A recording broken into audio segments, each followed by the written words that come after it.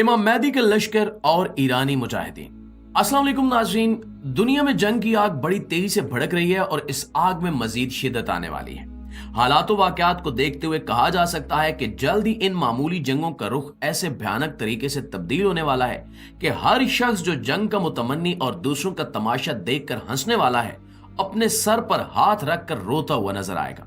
इसकी वजह यह है कि एक जंग महज एक मुल्क को ही मुतासिर नहीं करती, बल्कि इसका डायरेक्ट या इनडायरेक्ट असर तकरीबन पूरी दुनिया पर पड़ता है।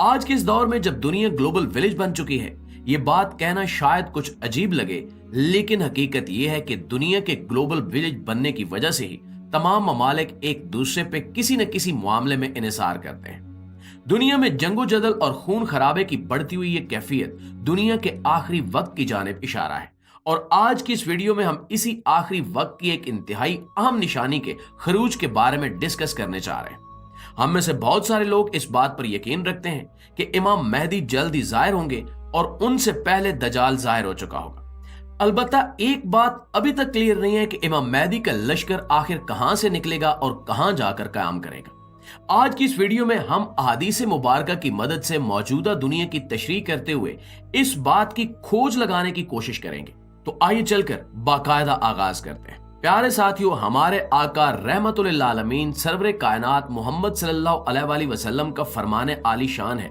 कि मेहदी मेरी औलाद में से एक शख्स होगा जो शक्ल सूरत में मुझसे मुशाबे होगा और उसके हालात भी मुझसे मिलते जुलते होंगे। जब दुनिया का आखिरी वक्त नजदीक आ जाएगा तब वो पैदा होगा और वो भी अपनी हैसियत से अनजान रहेगा, यहां तक कि दजाल का ज़हूर हो जाएगा और दुनिया भर से मुसलमान मक्का और मदीना के दो शहरों की जानिब दौड़ पड़ेंगे ताकि इन शहरों में पनाह लेकर दजाल के फितने से बचा जा सके। उन्हीं दिनों जब दजाल जाहिर हो चुका होगा और पूरी दुनिया पर अपना कब्जा मुस्तहकम करने में मसरूफ होगा, मेरी उम्मत के सालेहीन खाना काबा में तवाफ के दौरान मेहदी को पहचान लेंगे और बड़े इसरार से उनके हाथ पर बैत कर लेंगे।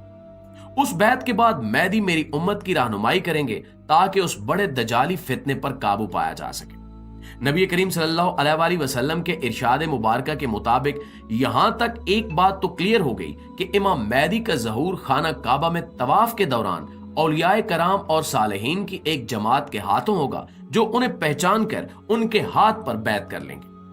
अब हम नबी करीम सल्लल्लाहु अलैहि वसल्लम की एक दूसरी हदीस की जानिब आते हैं, जिसका मफहूम यह है कि कयामत उस वक्त तक कायम नहीं होगी जब तक खिरासान से काले झंडों का एक लश्कर ना निकले और उनका रास्ता कोई भी नहीं रोक सकेगा,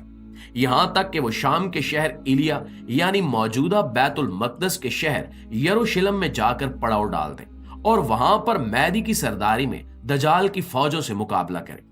इससे एक और बात क्लियर हो जाती है कि इमाम मेहदी का लश्कर इब्तिदा में बहुत छोटा होगा और दजाल का लश्कर बहुत बड़ा होगा।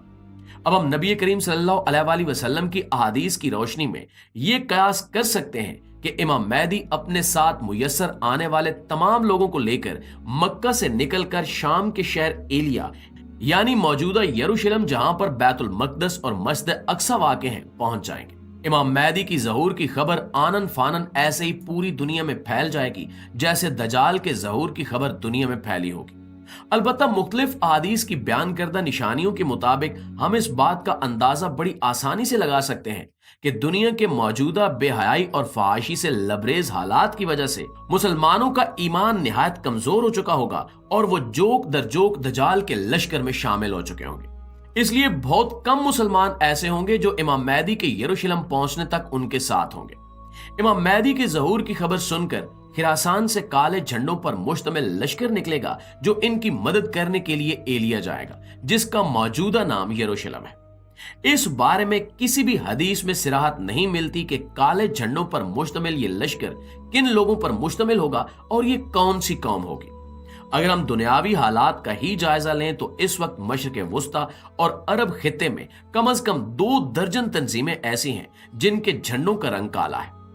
एक दूसरी हदीस में यह भी कहा गया है कि काले झंडों का यह लश्कर मशरिक की जानिब से निकलेगा और मेहदी की मदद करने रवाना होगा। अगर हम अरब के मशरिक में देखें तो हमें एक तरफ तो हिंदुस्तान भी नजर आता है जहां पे मौजूदा इंडिया और पाकिस्तान वाक़ हैं, और मशरिक की तारीफ में हम शाम और इराक को भी ले सकते हैं जो मौजूदा दुनिया की हद बंदियों के बायस इस वक्त जजीरा नुमा अरब के शहरों मक्का और मदीना के तकरीबन मशरिक में ही मौजूद है। इसलिए इस बात का अंदाजा करना निहायत मुश्किल है कि यह लश्कर मौजूदा दुनिया के किस मुल्क से निकलेगा।